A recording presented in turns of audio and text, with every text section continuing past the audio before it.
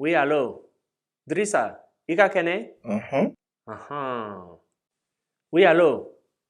Musa, ika kene? Eh? Coleman here. Welcome to another episode of Basic Bambara, a project from Ankata, my initiative to create media and resources for speaking and learning Manding. If you're new here, think about subscribing. In this video, we're going to cover 6 essential words or expressions that any new learner of Bambara needs to know. Yes, no, okay, come again in case you don't hear what someone said, I don't understand for when you actually don't know what's going on, and finally, excuse me for when you need to apologize for the fact that you don't know what's going on. Think I go a little bit fast in this video? There's a link down the description below. You can become a patron who gets access to a text, flashcards, and a quiz for every single video in this series. Otherwise, Ankata! Up first, we have the word for yes. I'm going to give you 2 options. One is slightly more Bambara, and the other one is slightly more Dioula. But they're both understood everywhere, and you can use whichever one you prefer. First, we have the typical Bambara form, which sounds like awo. So go ahead and say it if you want. Awo. You might also hear it or see it written with an A sound at the beginning, so awo.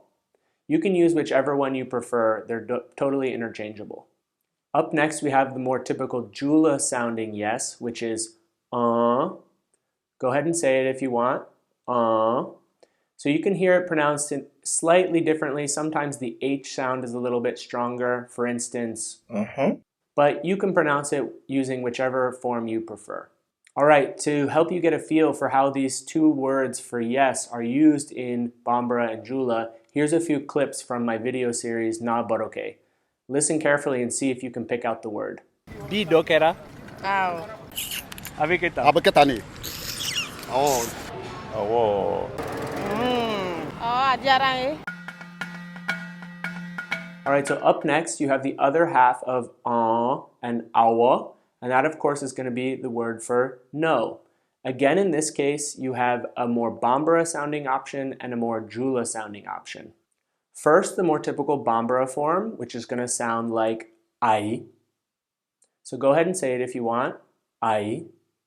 The other form that you can use for no is the more typical Dioula form, but you can use it with Bambara speakers as well, and that one sounds like this, So go ahead and say it if you want, And again, check out some clips from Na Boroke and see if you can pick out the usage of the different forms for no.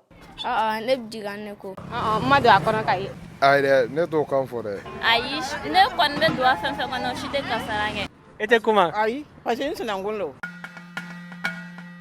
The next essential word is Iowa, which we can translate as okay.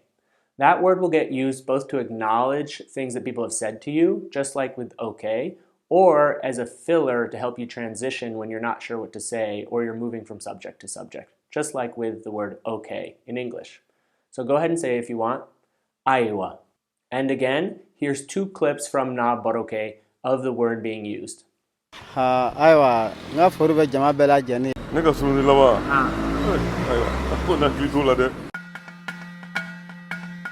Up next, we have the expression for come again.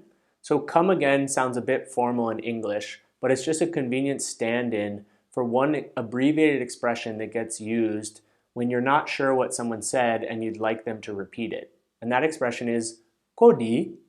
So go ahead and say it if you want. Kodi. So that sentence literally means something like say what, but it isn't as informal as say what would be in English. You can use it whenever you hear someone say something and you're like, I have no idea what they just said. And then you say, kodi, and if everything goes well, they'll repeat it back to you, and hopefully you'll get it the second time.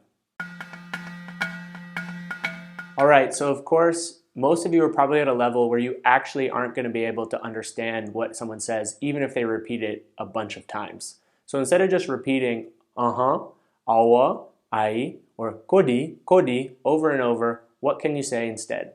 That expression, of course, is going to be something like, I don't understand, which is going to be mafamu.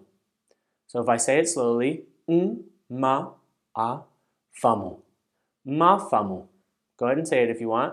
Mafamu. So the expression actually means something closer to I haven't understood, but you can always use it in the same way in English you would say, I don't understand. There's no specific examples of it being said in my other videos, but the verb, famu, shows up in a bunch of expressions. So watch these examples and see if you can pick it out. Parce que tuma dɔ fana bobo kan fana da ko te faamu tuma dɔ grève dɔɔni o b'a fɔ ko bi K'olu kɛra sababu ye an sera ka julakan faamu. All right, so you managed to stumble through a conversation saying yes, no, come again, before finally acknowledging that you didn't understand. What can you say to be polite about the fact that you haven't understood? You can say an expression that we can translate as excuse me, which is haketo.